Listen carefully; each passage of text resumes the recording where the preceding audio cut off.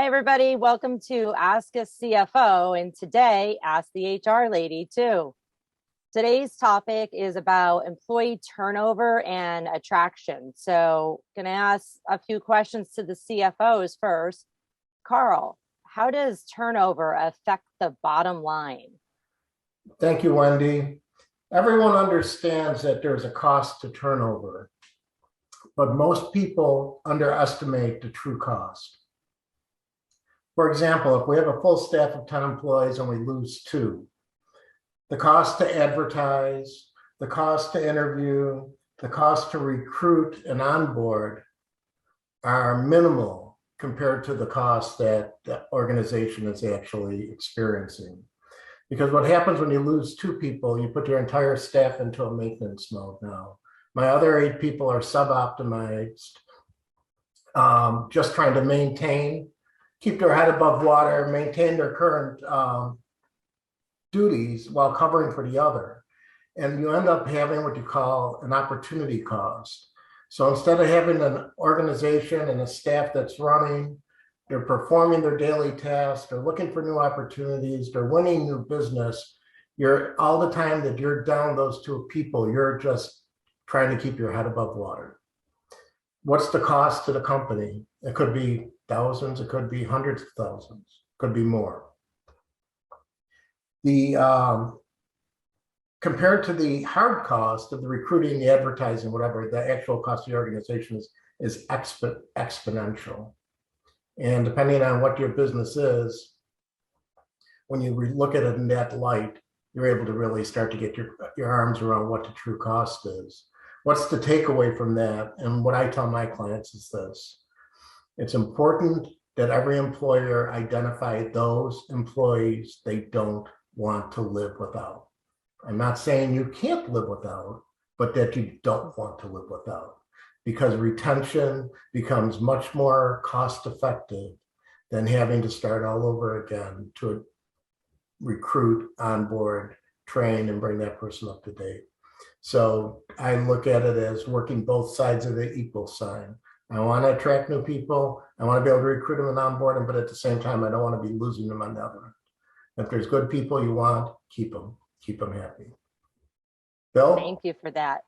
Bill, how about some statistics or any advice you can provide business owners with regarding attraction and turnover? Yeah, I wish that there was an easy answer, or that we had an hour to cover this topic, right? But it really comes down to, in terms of managing your workforce, it's doing the HR basics well. So there's some certain statistics that you want to keep track of to make sure you understand how your workforce is being managed, your churn rate for turnover, breaking it down into the different buckets for what causes the churn, how long does it take you to fill a new role, and what are your training costs for those new roles, as well as your other incremental costs. Those are all important statistics, but by and large, it really comes down to doing the basics well in managing your workforce. And that comes down to a lot of communication, understanding what your staff's goals and growth aspirations are, and showing them a pathway so that they can achieve their goals while still staying with you.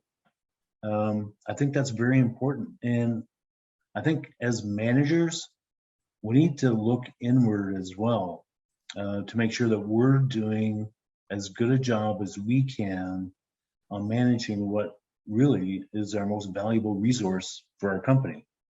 Generally, it's our people. And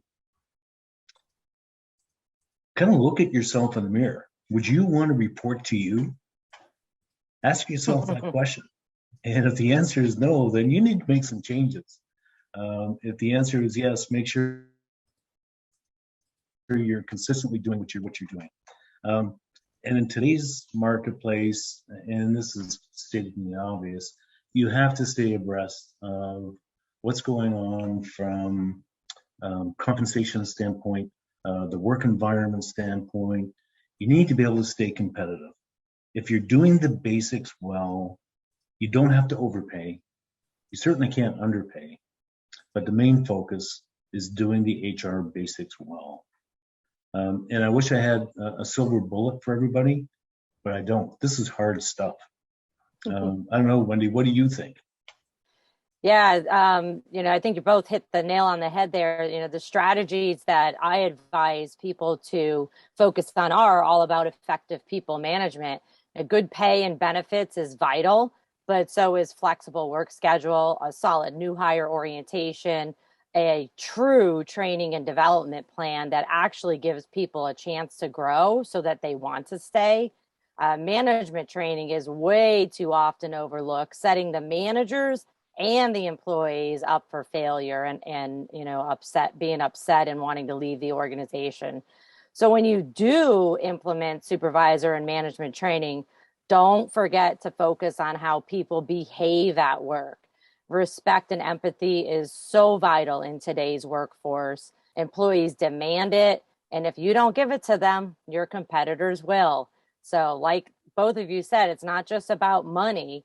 Of course, nobody's showing up at your door if you don't pay them right, but it's about so much more of the total employee experience. And that comes down from the top all the way down to the team lead or whatever supervisory level you have in the organization.